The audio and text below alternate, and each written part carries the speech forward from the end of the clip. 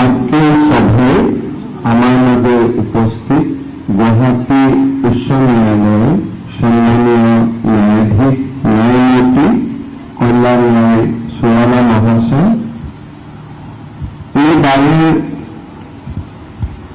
12তম সদস্য হাফিজ আহমেদ চৌধুরী মহাশয়, সভায় উপস্থিত শিলচরের সাংসদ পরিমল শুক্লবৈদ্য মহাশয়, বিমান কুমার আচার্য মহাশয়, নৃপেন্দ্র নারায়ণ পেগুই মহাশয়, অশোক কুমার পাল চৌধুরী মহাশয়, শ্রীমতী দীপিকা আচার্য মহাশয়া, দুলাল চন্দ্র মিত্র মহাশয়, নীলাদ্রি রায় মহাশয়, আমাদের বিধায়ক কৌশিক রায় মহাশয়, দীপায়ন চক্রবর্তী মহাশয়, মিসবাহুল ইসলাম লস্কর মহাশয়, মিহিরকান্তি সোম মহাশয়, করিমউদ্দিন বরভূঞা মহাশয়, খলিল উদ্দিন মজুমদার মহাশয়, জেলা সেশন জাজ শ্রী রয় মহাশয়, আমার সভায় উপস্থিত এইবারের সদস্যগণ, সম্মানীয় নাগরিকগণ, কাছাড় জিলা বার এসোসিয়েশনের 150তম জয়ন্তী উদযাপনের এই কার্যসূচিতে উপস্থিত থাকতে পেরে আমি অত্যন্ত আনন্দিত। যে কোনো অনুষ্ঠান প্রতিষ্ঠানের ইতিহাসে 150 বছর এক দীর্ঘ পরিক্রমা। 150 বছর ধরে একটা প্রতিষ্ঠানকে অনুষ্ঠানকে সফলভাবে বাঁচিয়ে রেখে তথা সাফল্যের সঙ্গে কার্যনির্বাহ করে একটি নিদর্শন স্থাপন করা এক অনন্য কৃতিত্ব। এই কৃতিত্বের অধিকারী কাছাড় জিলা বার এসোসিয়েশন। স্বাধীনতার পূর্বে বর্তমানের বাংলাদেশ আৰু কাছাড় জিলাকে ধৰি সমগ্ৰ একেখন ভাৰতৰ অংগ আছিল। সেই সময়ত কাছাড় জিলাৰ ন্যায়িক কাম-কাজ সিলেট সত্ৰ আদালতৰ অধীনস্থ আছিল। সিলেট সত্ৰ আদালতৰ এটা সাৰ্কিট কোৰ্ট আছিল শিলচৰত। স্বাধীনতাৰ পাছত অবিভক্ত কাছাড় জিলা যোৰহাট জিলা আৰু সত্ৰ ন্যায়াধীশৰ অধীনলৈ আহে। জিলাখনৰ আইনী ক্ষেত্ৰখনত এক সুদূৰ প্ৰসাৰী প্ৰভাৱ বিস্তাৰ কৰি 1955 চনত কাছাড় জিলাৰ বাবে এক সুকীয়া আৰু স্বতন্ত্ৰ ন্যায়াধীশৰ পদ সৃষ্টি কৰা হয়। অবিভক্ত কাছাড় জিলাত 1874 চনত জিলা বাৰ সংস্থা গঠন হৈছিল। 3জনীয়া অধিবক্তাৰ এটা সৰু গোটে আৰম্ভ কৰা এই সংস্থা আজি 849 গৰাকী অধিবক্তাৰ সৈতে এক শক্তিশালী অনুষ্ঠানত পৰিণত হৈছে। এই বাৰ সন্থাৰ সৈতে বিভিন্ন সময়ত অসমৰ সামাজিক ৰাজনৈতিক ক্ষেত্ৰৰ বহুতো পুৰুষা ব্যক্তি জড়িত হৈ ইয়াক এক সুকীয়া মৰ্যাদা আৰু পৰিচয়েৰে উজ্বলাই আহিছে।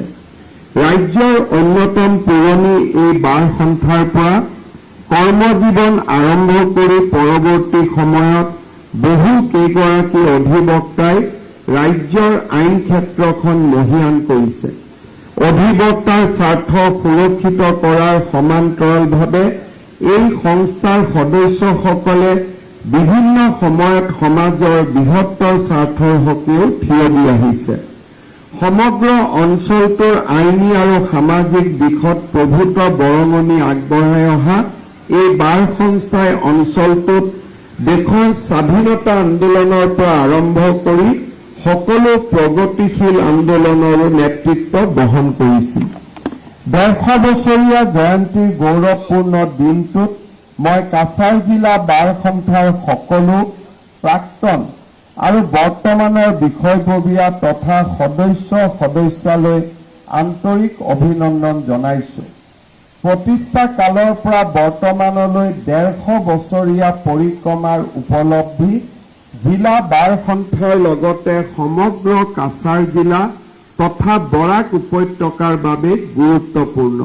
মই সেয়েহে এই মহতো মহীয়ান দিনটোত বৰাকবাসী ৰাইজলৈও মোৰ অভিনন্দন আৰু শুভেচ্ছা জ্ঞাপন কৰিছোঁ। ভাৰতবৰ্ষ হৈছে গণতন্ত্ৰৰ জননী। বহু শতিকা ধৰি ভাৰতবৰ্ষই গণতন্ত্ৰক লালন পালন কৰি ইয়াৰ বিৱৰ্তন ঘটাইছে আৰু পৰিপক্ক ৰূপ প্ৰদান কৰিছে। ভাৰতীয় গণতন্ত্ৰৰ অন্যতম মূল স্তম্ভ হৈছে ন্যায়পালিকা। ন্যায়পালিকাৰ যোগেদি ভাৰতীয় গণতন্ত্ৰই নাগৰিকৰ অধিকাৰ আৰু সুৰক্ষা সুনিশ্চিত কৰিছে। ধৰ্মৰ চৰ্চা দাৰ্শনিক তত্বৰ মাজত আমাৰ দেশৰ আইনী ব্যৱস্থা নিহিত হৈ থকাৰ বাবে ভাৰতীয় আইন ব্যৱস্থাৰ এক চহকী ইতিহাস আছে। বেদ, উপনিষদ আৰু অন্যান্য পবিত্ৰ গ্ৰন্থৰ পৰা উৎপত্তি হোৱা আমাৰ ন্যায়িক ব্যৱস্থাটো বিভিন্ন ভাৰতীয় দাৰ্শনিক তত্বৰ দ্বাৰা যথেষ্ট সমৃদ্ধ হৈছিল। আধুনিক ভাৰতীয় ন্যায়পালিকাৰ বহু অংশ ব্ৰিটিছ আইন ব্যৱস্থাৰ পৰাও যদিও আৰম্ভ হৈছে, তথাপিতো ভাৰতত অতীজৰে পৰা ন্যায়িক ব্যৱস্থাটোৰ এক সুবিকশিত ভিত্তিত তৈয়াৰ হৈছিল। প্ৰাচীন ভাৰতীয় আইন ধৰ্ম আৰু ন্যায়ৰ নীতিৰ ওপৰত প্ৰতিষ্ঠিত আছিল। ভাৰতীয় ন্যায়িক ব্যৱস্থা নেচাৰেল জাষ্টিছৰ ওপৰত আধাৰিত। এই নীতিসমূহে আজিও আমাৰ ন্যায়িক ব্যৱস্থাক পথ প্ৰদৰ্শন কৰি আহিছে। ভাৰতীয় সমাজ ব্যৱস্থাত ধৰ্ম আৰু আইনৰ অতি ওচৰ সম্পৰ্ক আছে। ধৰ্মশাস্ত্ৰ ৰচনাৰ সময়ত নাগৰিকৰ যিবোৰ আচৰণ বিধি প্ৰণয়ন কৰা হৈছিল, সেইবোৰকে আইন বুলি কোৱা হ'ল। এই আইন মানি চলাটো সমাজত শান্তি শৃংখলা বৰ্তাই ৰখাৰ বাবে অতিকে প্ৰয়োজনীয় আছিল। সেইবাবে প্ৰাচীন ভাৰতত সামাজিক বিধি ব্যৱস্থাবোৰকে আইন বোলা হৈছিল। সাধাৰণতে ৰজাৰ আইন প্ৰণয়নৰ ক্ষমতা নাছিল। ধৰ্মশাস্ত্ৰত যি বিধান দিয়া হৈছিল, সেই আইনকে ৰজাই পালন কৰিব লাগিছিল। শাস্ত্ৰৰ বিধি অনুসৰি ন্যায় প্ৰদান কৰাৰ অধিকাৰহে ৰাজনৰ আছিল। বিধানৰ অভাৱত পৰিলে কেতিয়াবা ৰজাই কোনো পূৰ্ব দৃষ্টান্ত গ্ৰহণ কৰিব পাৰিছিল, কিন্তু কোনো কাৰণতে নিজৰ খেয়াল খুচিক আইনক প্ৰৱৰ্তন কৰাৰ অধিকাৰ প্ৰাচীন ভাৰততো ৰজাসকলৰ নাছিল। মৌৰ্য সাম্ৰাজ্যৰ সময়ছোৱাত আইন আৰু ন্যায়িক ব্যৱস্থাৰ উল্লেখযোগ্য বিৱৰ্তন ঘটিছিল। মৌৰ্য শাসন ব্যৱস্থাত ন্যায়িক ব্যৱস্থাৰ কেন্দ্ৰ আছিল ৰজা। মৌৰ্য সাম্ৰাজ্যত ৰাষ্ট্ৰক আইন প্ৰণয়ন আৰু বলবৎ কৰাৰ এক শক্তি হিচাপে সৰ্বাধিক গুৰুত্ব দিয়া হৈছে। দক্ষিণ ভাৰতত চোল ৰাজবংশৰ শাসনকালত গাঁও সভাসমূহে নাগৰিকৰ বিবাদ নিষ্পত্তিৰ ক্ষেত্ৰত গুৰুত্বপূৰ্ণ ভূমিকা গ্ৰহণ কৰিছিল। এই কথা সত্য যে অনাদি কালৰ পৰাই আমাৰ দেশত ন্যায় প্ৰদানৰ এক সুসংহত বিকশিত নীতি আৰু ব্যৱস্থা আছিল। সেই একেই নীতিয়ে আজিও আমাৰ ন্যায়িক ব্যৱস্থাটোক নিয়ন্ত্ৰণ কৰি আহিছে। আমাৰ ন্যায়িক ব্যৱস্থাটোৰ অন্যতম গুৰুত্বপূৰ্ণ স্তম্ভ হ'ল আমাৰ অধিবক্তাসকল। এক কথাত ক'বলৈ গ'লে অধিবক্তাসকলে এডাল সাঁকোৰ দৰে, যি ন্যায় ব্যৱস্থা আৰু ন্যায় প্ৰত্যাশী জনগণৰ মাজত যোগসূত্ৰ স্থাপন কৰে। কেইদিনমান পূৰ্বে আমি স্বাধীনতাৰ ৭৮ সংখ্যক স্বাধীনতা দিৱস পালন কৰিছিলোঁ। স্বাধীনতাৰ অমৃতকালৰ এই সময়ছোৱাত দেশৰ স্বাধীনতা আন্দোলনত অধিবক্তাসকলৰ ভূমিকা আমি সদায় ৰোমন্থন কৰিব লাগিব। ভাৰতীয়সকলৰ বাবে বহু আকাংক্ষিত স্বাধীনতাৰ যুঁজখন আগুৱাই নিয়াত আদালতৰ মজিয়াত যুক্তিপূৰ্ণ বিতৰ্কত লিপ্ত হোৱাৰ পৰা আৰম্ভ কৰি দেশৰ প্ৰচলিত আইনৰ জৰিয়তে ঔপনিৱেশিক কৰ্তৃত্বক প্ৰত্যাহ্বান জনোৱা পৰ্যন্ত অধিবক্তাসকলে এক শক্তিশালী ভূমিকা গ্ৰহণ কৰিছিল। ভাৰতৰ স্বাধীনতা আন্দোলনলৈ অধিবক্তাসকলৰ অৱদান কেৱল আইনী ক্ষেত্ৰতে সীমাবদ্ধ নাছিল। ৰাজনৈতিক, সামাজিক, সাংস্কৃতিক আদি সকলো দিশতে প্ৰভাৱ বিস্তাৰ কৰি ভাৰতীয় অধিবক্তাসকলে স্বাধীন ভাৰতৰ ভেটি নিৰ্মাণত অৰিহণা যোগাইছিল। নিজৰ আইনী জ্ঞানৰ অভিজ্ঞতা ব্যৱহাৰ কৰি মহাত্মা গান্ধী, চৰ্দাৰ বল্লভভাই পেটেল, জৱাহৰলাল নেহৰুৰ দৰে নেতাই ঔপনিৱেশিক শাসনৰ বিৰুদ্ধে জনমত সংগঠিত কৰিছিল। আইন বিশেষজ্ঞ ডক্টৰ বি.এড. আম্বেদকাৰে সমতা, স্বাধীনতা আৰু ন্যায়ৰ নীতিৰ আধাৰত ভাৰতীয় সংবিধান ৰচনা কৰিছিল। নিজৰ আইনী জ্ঞানেৰে তেওঁলোকে ব্ৰিটিছ শাসনৰ বৈপৰীত্য আৰু ভণ্ডামি উদঙাই দিছিল।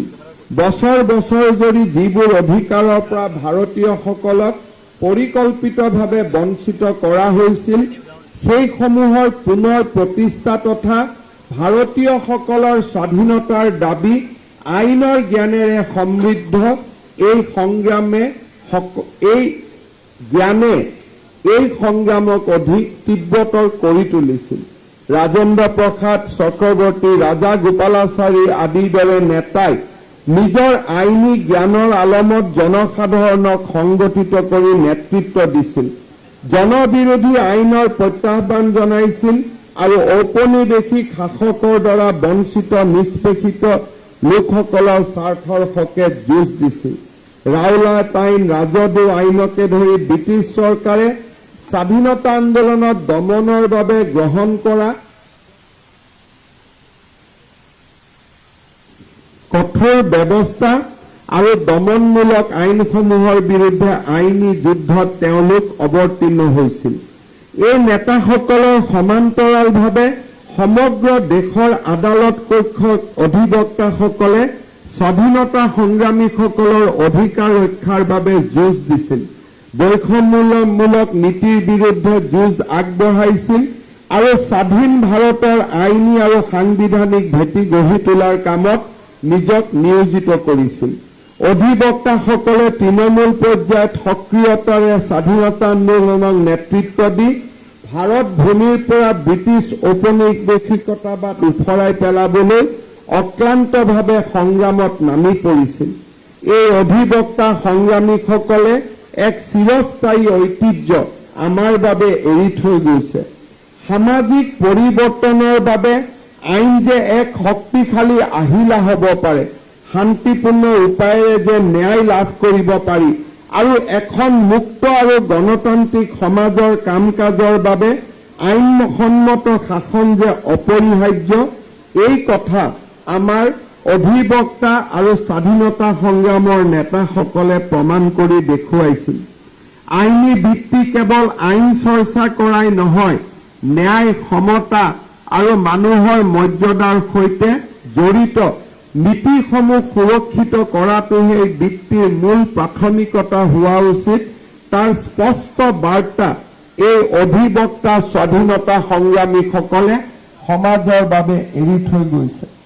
দেশে স্বৰাজ লাভ কৰাৰ পিছত স্বৰাজৰ সুফল দেশৰ সৰ্বসাধাৰণ জনতালৈ প্ৰসাৰিত কৰাৰ বাবে ভাৰতীয় গণতন্ত্ৰই এক মৰণপণ সংগ্ৰাম কৰিছিল। কিন্তু এই গণতান্ত্ৰিক প্ৰমূল্যবোধক ভৰিৰে মোহাৰি 1975 চনৰ 25 জুনৰ মাজনিশাৰ পৰা ইন্দিৰা গান্ধী চৰকাৰৰ দ্বাৰা দেশত জৰুৰীকালীন অৱস্থা প্ৰৱৰ্তন কৰা হৈছিল। তাৰ কাৰণ কোনো হিংসাত্মক ৰাজনৈতিক কাৰ্যকলাপ নাছিল বা কোনো ৰাজদ্ৰোহৰ বাবে জৰুৰী অৱস্থা প্ৰৱৰ্তন কৰা হোৱা নাছিল। ৰাষ্ট্ৰীয় সুৰক্ষা আইনৰ গইনালৈ ইন্দিৰা গান্ধীয়ে তেওঁৰ বিৰোধীসকলৰ বিৰুদ্ধে প্ৰতিৰোধপৰায়ণ হৈ উঠাৰ কাৰণ আছিল তেওঁৰ হতাশা আৰু এটা গভীৰ ন্যায়িক আৰু ৰাজনৈতিক সমস্যাৰ পৰা উদ্ভৱ হোৱা আশংকা। সেই সময়তো চৰকাৰৰ অত্যাচাৰৰ ওচৰত নতশিৰ হ'বলৈ অস্বীকাৰ কৰিছিল ভাৰতৰ অধিবক্তা সমাজে। এইসকল অধিবক্তাই নিজৰ ব্যক্তিগত আৰু পেছাদাৰী জীৱনৰ সংশয়ৰ মাজতো আইনৰ শাসনৰ পক্ষত থিয় হৈছিল। ন্যায়ৰ পক্ষত, জনসাধাৰণৰ অধিকাৰৰ পক্ষত তেওঁলোকে থিয় হোৱাৰ পথ বাছি লৈছিল। প্ৰতিৰোধৰ অগ্নিশিখা কঢ়িয়াই জৰুৰীকালীন অৱস্থাৰ বিৰুদ্ধে তেওঁলোকে থিয় হৈছিল। ননী পালকিৱাল, ফলিয়াছ, নাৰিমান, ৰাম জেঠমালানী আদিকে ধৰি বহু অধিবক্তাই চৰকাৰী কাৰ্যক আদালতত প্ৰত্যাহ্বান জনাইছিল আৰু ৰাজনৈতিক বন্দীসকলৰ সুৰক্ষা আৰু সংবিধান ৰক্ষাৰ বাবে অক্লান্ত যুঁজ দিছিল। ফালি এছ নাৰিমেনে অতিৰিক্ত চলিচিটৰ জেনেৰেল পদৰ পৰা পদত্যাগ কৰিছিল। ৰাম জেঠমালানীয়ে অন্যায়ভাৱে কাৰাগাৰত বন্দী হোৱা সকলক মুক্ত কৰাৰ বাবে গুৰুত্বপূৰ্ণ ভূমিকা পালন কৰিছিল। সামূহিক সত্তা হিচাপে ভাৰতীয় বাৰ এছ'চিয়েশ্যনসমূহেও উল্লেখযোগ্য ভূমিকা পালন কৰিছিল। দেশৰ বাৰ এছ'চিয়েশ্যনসমূহে জৰুৰীকালীন অৱস্থা আৰু মৌলিক অধিকাৰৰ নিলম্বনক গৰিহণা দি প্ৰস্তাৱ গ্ৰহণ কৰিছিল। এই কাৰ্যবোৰ কেৱল প্ৰতীকী নাছিল, it was not a symbolic resistance. সেইবোৰ আছিল অন্যায় শাসনৰ ব্যৱস্থাৰ বিৰুদ্ধে শক্তিশালী প্ৰতিবাদ। সংবিধানৰ প্ৰতি আৰু ন্যায় আৰু স্বাধীনতাৰ প্ৰতি থকা গভীৰ কৰ্তব্যবোধৰ বাবে তেওঁলোকে তেনেদৰে স্বেচ্ছাচাৰিতাৰ বিৰুদ্ধে প্ৰতিবাদ কৰিছিল। গণতান্ত্ৰিক ভাৰতত জৰুৰীকালীন অৱস্থাক কলা অধ্যায়ৰ কথা আমি সদায় মনত ৰাখিব লাগিব। গণতন্ত্ৰ ৰক্ষাৰ ক্ষেত্ৰত অধিবক্তাসকলে লোৱা ভূমিকাই এই কথা সোঁৱৰাই আহিছে যে আইনী ভিত্তিত যিসকল জড়িত হৈ আছে তেওঁলোক সদায় সজাগ হৈ থাকিব লাগিব, সংবিধান ৰক্ষাৰ বাবে সাজু থাকিব লাগিব আৰু যিকোনো ধৰণৰ অন্যায় অত্যাচাৰৰ বিৰুদ্ধে থিয় দিবলৈ অদম্য সাহসৰ গৰাকী হ'ব লাগিব। শ্ৰদ্ধাৰ সুধীমণ্ডলী, আমাৰ সমগ্ৰ স্বাধীনতাৰ পৰৱৰ্তী কালছোৱাত যিকোনো জনসাধাৰণৰ সংগ্ৰামৰ সময়ত অধিবক্তাসকলে ৰাইজৰ বাবে থিয় দিয়াৰ উদাহৰণ আমাৰ ৰাজ্যখনতো প্ৰত্যেকখন বাৰতে বৰ্তমান হৈ আছে। শিলচৰ বাৰ এছ'চিয়েশ্যনৰ এই 150 বছৰৰ সম্পূৰ্ণকৰণৰ সুন্দৰ দিনটোত মই শিলচৰ বাৰ এছ'চিয়েশ্যনৰ লগতে অসমৰ সমূহ অধিবক্তাক মই পুনৰ এবাৰ অভিনন্দন জনাইছো। শ্ৰদ্ধাৰ সুধীমণ্ডলী, আমাৰ বৰ্তমান দেশৰ ন্যায়িক ব্যৱস্থা এটা নতুন দিশেৰে গতি কৰিছে। স্বাধীনতা আন্দোলনৰ কথা কোৱাৰ সময়ত আমি এটা কথা মনত ৰাখিব লাগিব যে ব্ৰিটিছক অকল দেশৰ পৰা আঁতৰাই পঠাবৰ বাবে স্বাধীনতা সংগ্ৰাম আমাৰ ৰাইজে কৰা নাছিল।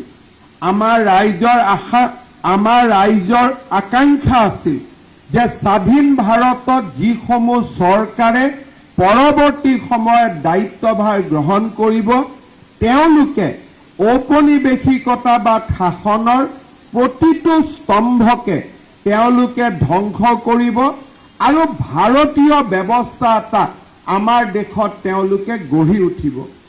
We always expected that all the symbol of colonial rule will be demolished and a new system will emerge in our country which will be based on our ethos, on our culture, on our tradition.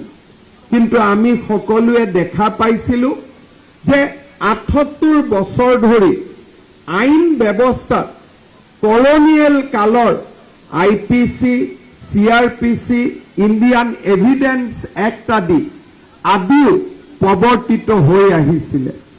আমি এই কথা বুজি পাব লাগিব যে British invented CRPC, British invented IPC, British invented Indian evidence act not for giving justice to the citizen.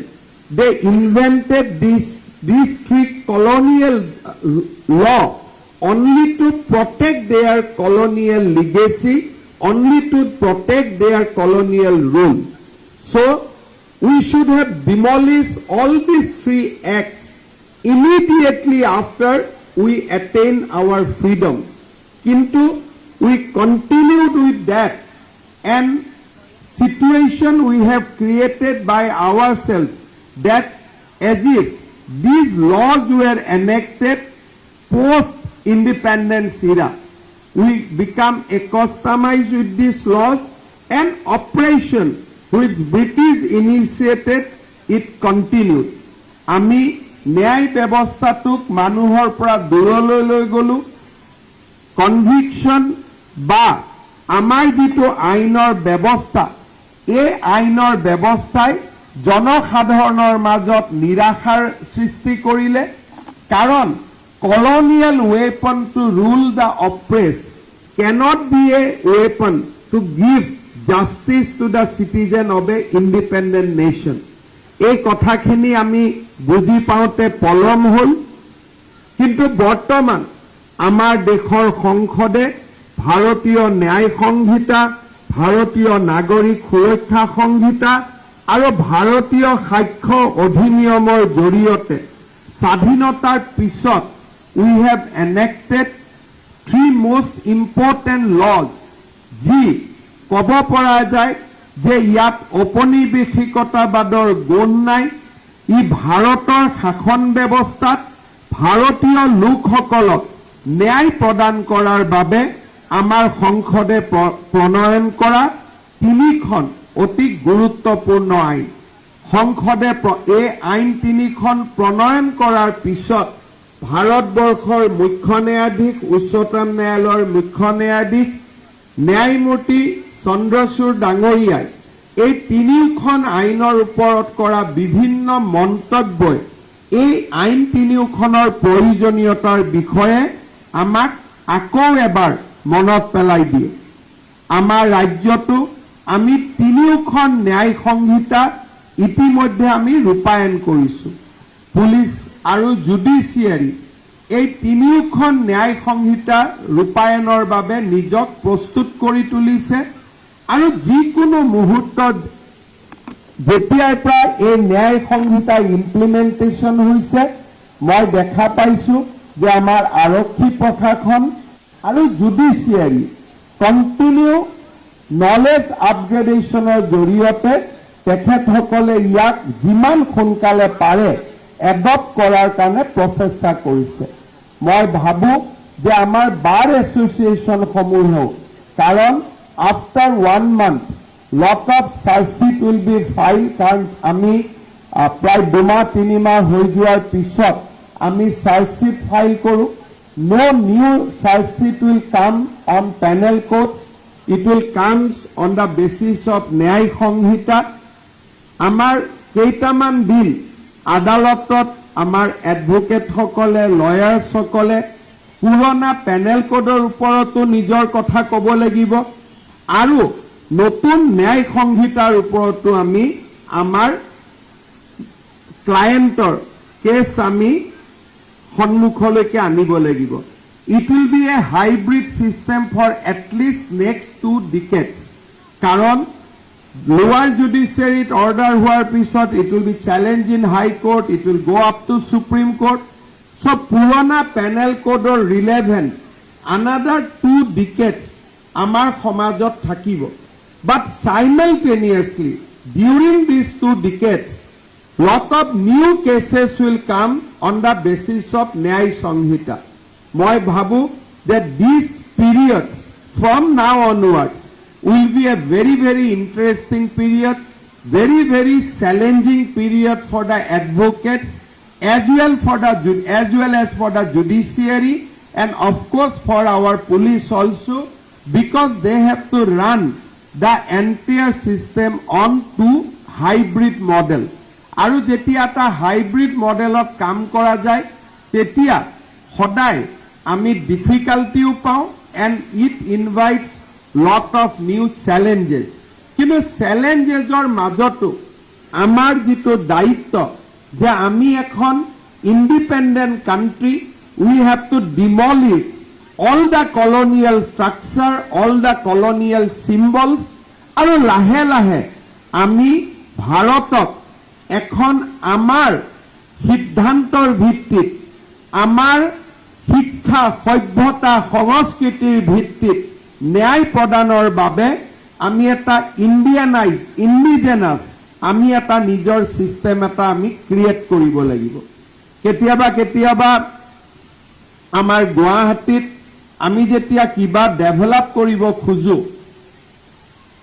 আমাক মানুহে কয় যে ইয়াতে ডিসি আছিলে ব্ৰিটিছৰ ডিসি আছিলে গতিকে এই ঘৰকেইটা ভাঙিব নালাগে কিন্তু মোৰ মতেদি যে এই ডিসিৰ ঘৰখন য'ৰ পৰা নেকি আমাৰ স্বাধীনতা সংগ্ৰামীসকলক গুলিওৱাৰ নিৰ্দেশ দিয়া হৈছিল য'ৰ পৰা নেকি আমাৰ স্বাধীনতা সংগ্ৰামীসকলক অত্যাচাৰ কৰাৰ নিৰ্দেশ দিয়া হৈছিল those structure we should have demolished long back আমি আজি দিনলৈকে আমি তাক ৰাখিবই নালাগিছিল because এই structure সমূহে আমাক ভাৰতীয়ত্বৰ সোৱাদ নিদিয়ে এই structure সমূহে আমাক বাৰে বাৰে মনত পেলাই দিয়ে যে we were brought under colonial rule and we আমাৰ freedom fighters সকলে এই colonial structure colonial যেটো regime আছিল তাৰ বিৰুদ্ধে সংগ্ৰাম কৰিছিল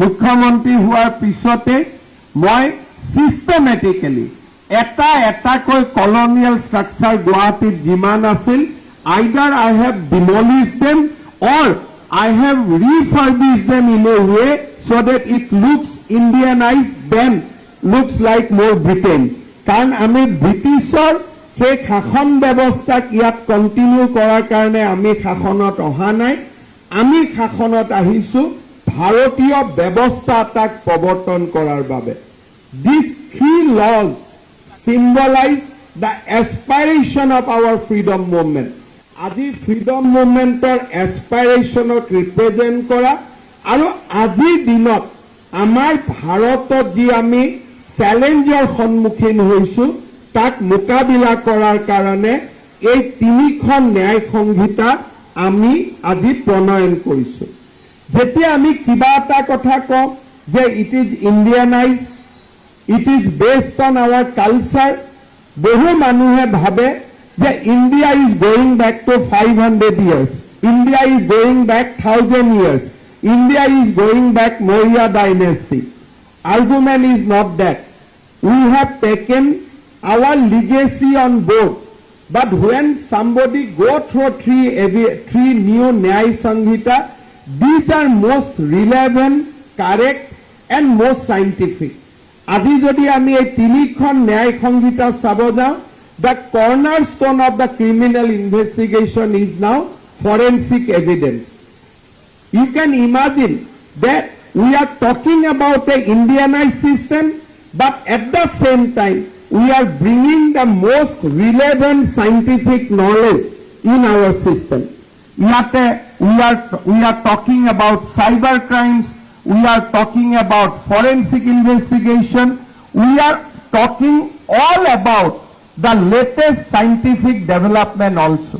Nobody can criticize that our Nyay Sanghita is based on certain regime which existed in our country thousands years back. Definitely, we carried forward our civilization, we carried forward our rich legacy, but we have not ignored the scientific knowledges of the current society. We have incorporated that also so that it looks like an Indian document with most scientific relevant knowledges. সেইকাৰণে মই আমাৰ অধিবক্তাসকলক আহ্বান জনাম that we should have more and more interactive session on these three new laws. We should তাত এপৰ পৰা বিভিন্ন ধৰণৰ ইণ্টাৰনেটত টুল এভেইলেবল আছে লাহে লাহে cash laws will also emerge on the basis of these three Nyay Sanghita. We should keep on discussing in our bar so that this knowledge, we only not acquired those new knowledges, we can also transform these knowledges to our young advocates. Moi bhabu that this is a very interesting period for bar because in 150 years we have not seen such dramatic changes in our criminal justice administration. So this is a very interesting period আৰু মই আমাৰ advocate সকলক request কৰিম যে আপোনালোকে you try to adopt it, you try to acquire it কাৰণ these three new laws will ensure more and more speedy justice to our citizen.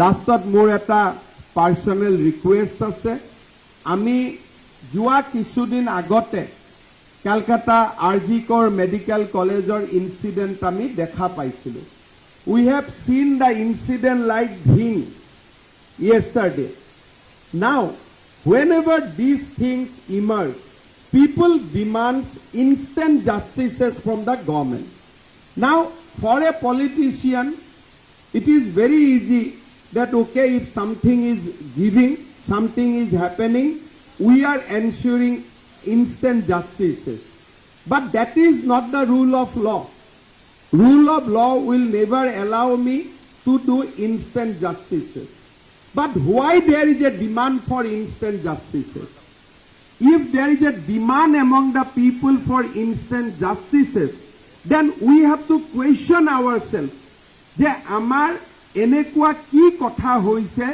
যাৰ কাৰণে people has lost trust on the judiciary the judiciary cannot ensure the justice so that is why people either they are adopting the practices of mob violence or they are pressurizing politicians for instant justice মই দুটা তিনটা কথা request কৰিম that in case of rape in case of women atrocity in case of molestation advocate must help the judicial officers let the justice prevail but let us not delay that justice if your client need to get relief let him get the relief if your client is deserve punishment let him get the punishment but don't take time don't delay it because it creates a frustration in the society and when frustration erupts in the society then demand for instant justice emerges from the society itself many a times our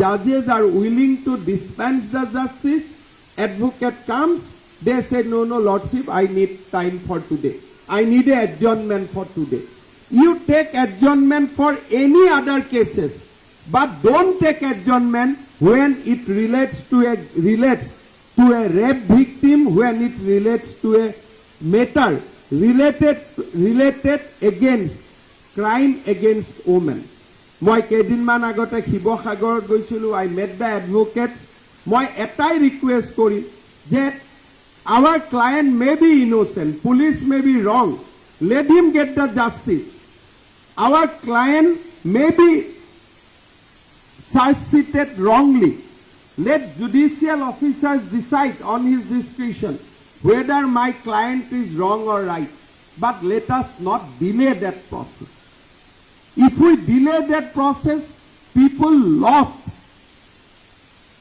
their faith in judiciary Jodi, if we can develop a system that when it is a matter of a rape, when it is a matter of a molestation, when it is a dowry death, or otherwise a crime against women, if lower judiciary can give judgment within 1 year, High Court can dispose that appeal in 3 months, Supreme Court can dispose that in 1 month or 2 months. If the cycle completes in 1.5 years, people will not demand instant justice.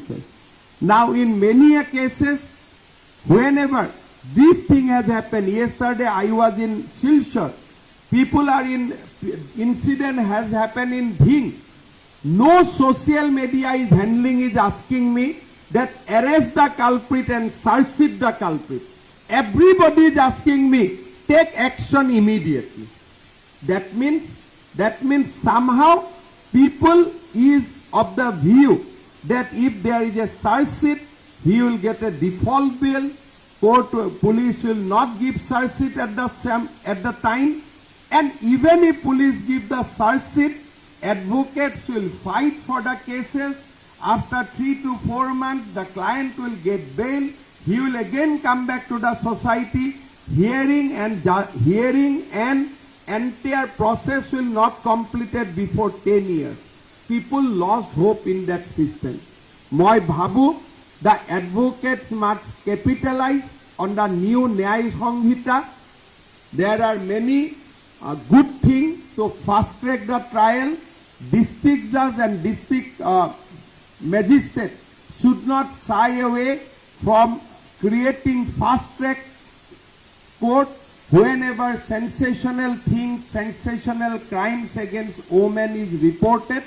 Advocate must cooperate and matter should be finished at the minimum required time. I am not against giving justice to your client, but only thing, if at all he is to get justice, let him get the justice in that short time.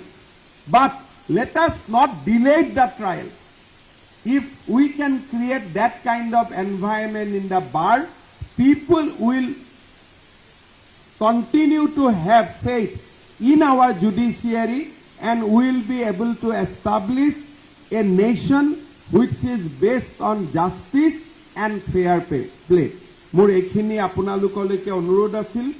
Cachar জিলা বাৰৰ 150 বছৰৰ অনুষ্ঠানত মোক মাতিব যাওঁতে কৌশিক ৰায়ে মোক কৈ আছিল যে বাৰত এটা ফ্লোৰ বনাই আছে, তাতে মাৰ্বল লগোৱা হোৱা নাই, এয়াৰ কণ্ডিশ্যন লগোৱা হোৱা নাই।